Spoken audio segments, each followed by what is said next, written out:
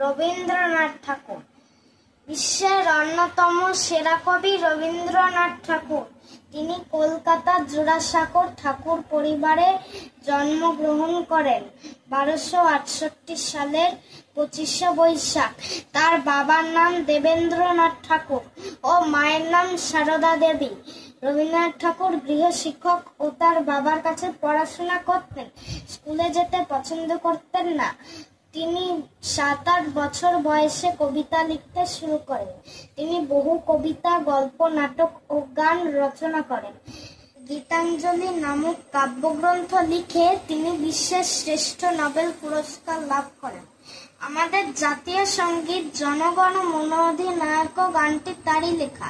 তিনি পশ্চিমবঙ্গের বীরভূম জেলার বোলপুরের কাছে শান্তিনিকেতনে একটি আশ্রম বিদ্যালয় প্রতিষ্ঠা করেন।